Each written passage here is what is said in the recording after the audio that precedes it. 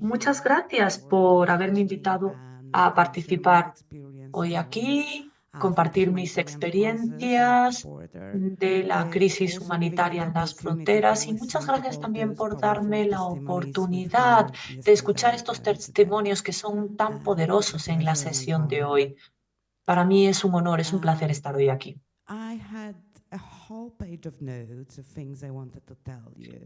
He escrito varias cosas que quería contar hoy aquí, pero sé que hay muchas cosas que ya han escuchado. Los movimientos de extrema derecha utilizan las mismas técnicas en todo el mundo al final. Han escuchado hablar acerca de la islamofobia, que se utiliza como herramienta política. También han oído hablar de hacer o crear archivos expiatorios, de las operaciones de limpieza.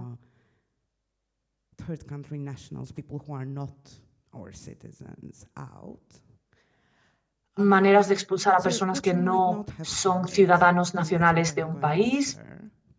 Entonces, ¿qué voy a compartir yo hoy aquí con ustedes? Es la historia de una parte de Polonia que debido a las distintas operaciones gubernamentales bajo el régimen ruso se convirtió en una operación militarizada. Estoy hablando de una región no tan conocida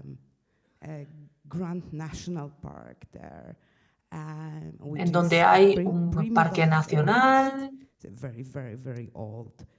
un bosque muy antiguo, está abandonado, la vida salvaje no se conserva.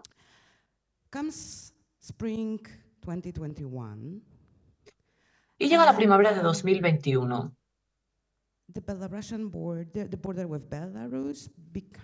Y la frontera con Bielorrusia se convierte en una nueva ruta de migración, porque la gente se estaba yendo de sus casas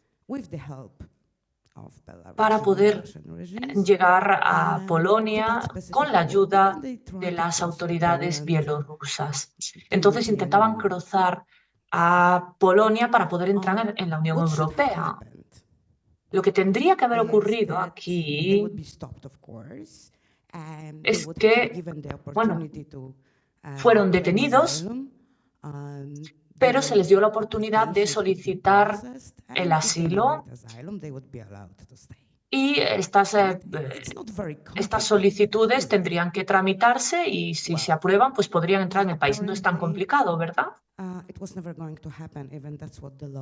Pues esto nunca iba a suceder en la realidad, a pesar de que sí que estaba recogido en la legislación. Lo que sucedió es que en ese momento el gobierno polaco estaba formado por movimientos de extrema derecha y de derecha. Y por tanto lo que decidieron hacer es crear una zona a lo largo de la frontera y a esta zona nadie podía entrar.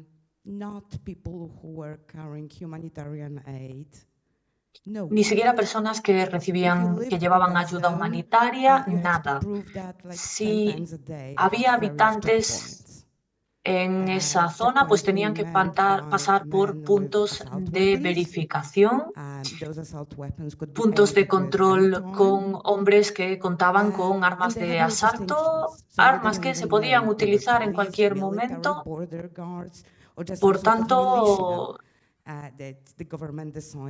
las habitantes de esa zona tenían que pasar por esos puntos de control y ni siquiera sabían si esas personas eran militares, policías, etc.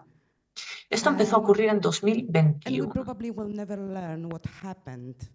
y probablemente nunca sabremos qué es lo que ocurrió realmente en esa zona, cuál es la verdad.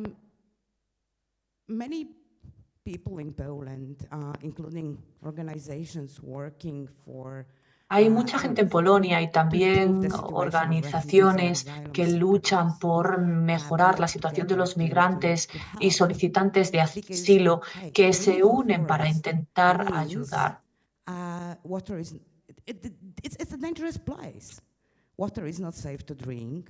¿Por qué? Porque antes hablaba de que se trata de un bosque muy viejo, un bosque prácticamente abandonado, en el que hay muchos peligros. No hay agua potable, la gente se puede perder en el bosque porque, bueno, no funciona el GPS, ¿no? Se pueden ahogar en los pantanos que hay lobos, etcétera.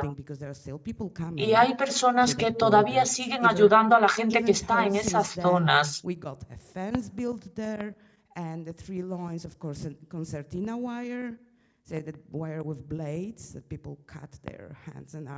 Y había muchas amenazas para la gente incluso que iba a ayudar. Se pusieron diferentes trampas, incluso pues cuchillas en el suelo del terreno y así está la situación. Pero esto lo quiero contar porque quiero mostrar cómo el gobierno hacen lo que quieren, están muy convencidos del poder que tienen y del apoyo que pueden recibir y lo hacen incluso en detrimento de sus propios ciudadanos. No se puede bloquear una zona para que no pueda pasar la ayuda humanitaria. Nosotros recibimos amenazas con armas. Las personas que viven en esas zonas ven cómo sus casas son saqueadas, cómo son asesinados. El acoso es constante.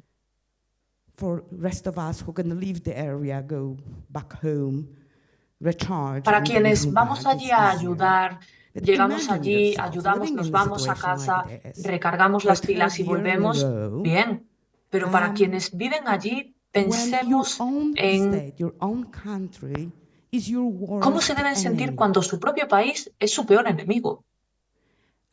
Muchas gracias, eso sería todo con esta historia. A ver, no estoy intentando compartir o comparar los tipos de sufrimiento.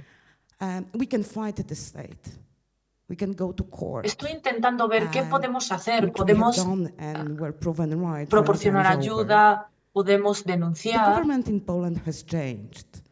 Pero al final, por ejemplo, tuvimos elecciones el año pasado y ahora contamos con un gobierno en donde hay menos influencia de la extrema derecha. Y sin embargo, la situación en la frontera no ha cambiado y no va a cambiar tampoco, porque el gobierno que tenemos ahora no está interesado en eliminar este área. A este gobierno no le interesa la desmilitarización de esta zona. ¿Por qué? Porque funciona bien. Porque es muy fácil asustar a la sociedad. Porque lo que hacemos es mandar un mensaje de por ahí entran los enemigos. Y por tanto el gobierno lo que piensa ahora es decir, bueno, si esto funciona, pues ¿por qué hay que cambiarlo, no? ¿Y qué pasa?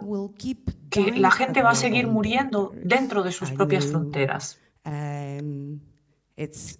Y esto ha sucedido en todas las fronteras que limitan a la Unión Europea. Cuando encontramos a la primera persona muerta en Polonia dijimos, no puede, esto no puede ser. Esto sucede en el mar Mediterráneo, sí, pero esto no sucede aquí. Sí que sucede. Nosotros sabemos de 15 personas que están muertas, que han muerto.